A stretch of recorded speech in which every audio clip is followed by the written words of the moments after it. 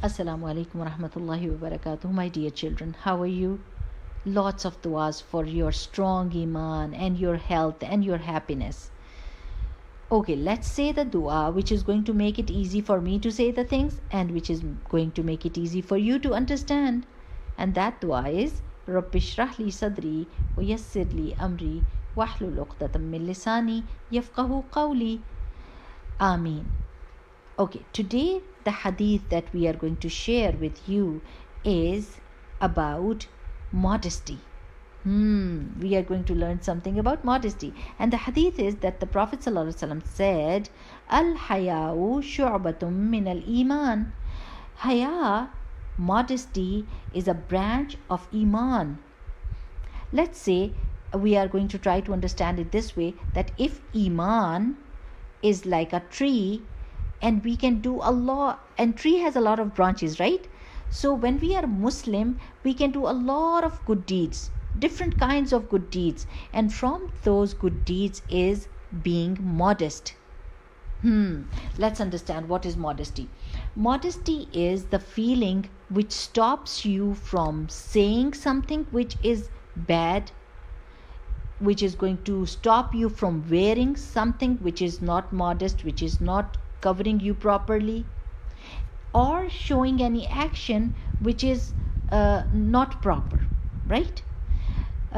Let's take an example of modesty, of haya, of having this shyness, right?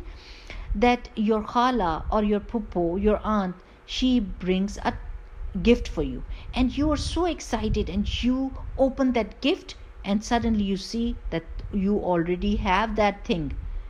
Now, your modesty, your haya, and your shyness is going to stop you from saying something which is going to hurt your khala or your popo. And you're not going to say, oh my God, khala, I already had this thing. Why did you bring it? Oh my God, I'm so sad. I don't like it. These are hurtful things. And we should not say those things in front of others, right? Because they go against your modesty, against your shyness, which is liked by Allah subhanahu wa ta'ala, right? Instead, what can you do at that time? If you are a shy person in a good way, like you are shy not to say bad things, you are going to say, Jazakallahu khairan, my dear khala, you brought such a good gift for me, right? At that time, you keep their heart happy, and then later on tell your mom that, Mom, I already have it. And maybe your mom's gonna bring something else for you, right?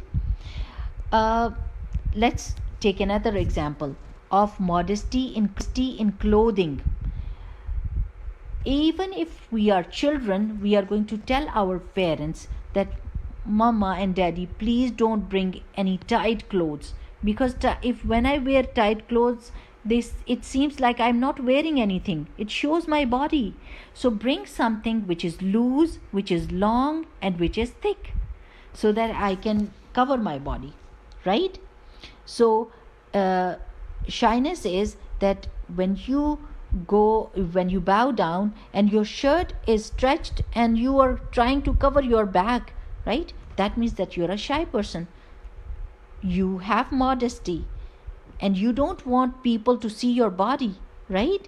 So that is shyness, which is liked by Allah subhanahu wa ta'ala. That is why I'm telling you that if you want to follow this hadith, you should be in control of your tongue. When you see something which you dislike, you should not be blunt or rude to say whatever comes in your mouth, right? That is going to show that you are a modest person. And when you see some clothes and which are short or tight or see-through, and you feel shy, you say, oh my God, Mom, in these clothes I am not going to be comfortable. People might be able to see my body, and I want something which is loose, which is long, and which is comfortable. That shows that you are modest. So inshallah bi'idhnillah, we are going to try to see if we are modest or not in our actions, in our words. Because one time, I'm just gonna share a story with you, that Prophet ﷺ was passing by, and two men were talking to each other, and one man was saying, you don't have to be shy, be blunt and tell the other person this thing out loud. Prophet ﷺ said, leave him alone.